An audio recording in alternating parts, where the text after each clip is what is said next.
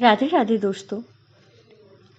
आज मैं आपको कार्तिक मास में सुनी जाने वाली लप्सी और तप्सी की कहानी सुनाने जा रही हूँ। अगर आपको ये कहानी पसंद आई तो कमेंट बॉक्स में कार्तिक देवता कीजिए अवश्य लिखिए। किसी गांव में दो भाई रहते थे। एक का नाम लप्सी तथा दूसरे का नाम तप्सी था। तप्सी हमेशा भगवान की तपस्या में लीन रहता था। लप्सी रोजाना 1.25 सेर की लप्सी बनाकर भगवान का भोग लगाकर जीम लेता था। एक दिन दोनों भाई लड़ने लगे। तप्सी बोला, मैं रोज भगवान की तपस्या करता हूँ, इसलिए मैं बड़ा हूँ। लप्सी बोला, मैं रोज भगवान को 1.25 सेर की लप्सी का भोग लगाता हूँ, इसलिए मैं बड़ा हूँ। तभी नारद जी वहां से गुजर रहे थे। दोनों को लड़ता हुआ देखकर उनसे पूछा कि तुम क्यों लड़ रहे हो। तप्सी ने खुद के बड़ा होने का कारण बताया और लप्सी ने अपना कारण बताया। तब नारद जी बोले, तुम्हारा फैसला मैं कर दूंगा।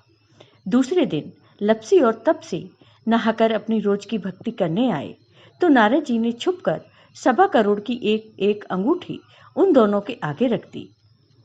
तप्सी की नजर जब अंगूठी पर पड़ी तो उसने चुपचाप अंगूठी उठाकर अपने नीचे दबा ली।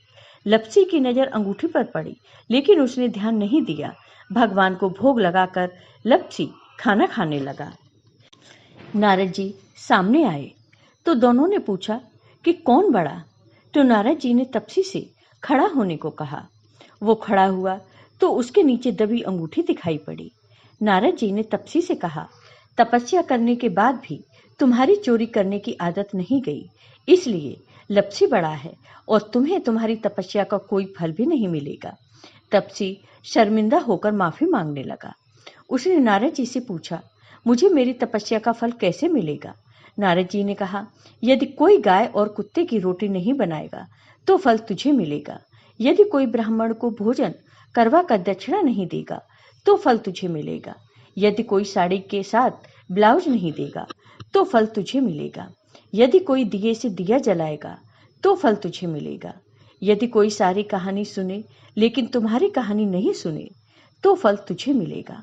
उसी दिन से हर व्रत कथा कहानी के साथ लप्सी तप्सी की कहानी भी सुनी और कही जाती। तो दोस्तों, कैसी लगी आपको ये कहानी कमेंट करके जरूर बताइए। साथ ही हमारे वीडियो को ज़्यादा से ज़्यादा शेयर करिए। धन्यवाद दोस्तों।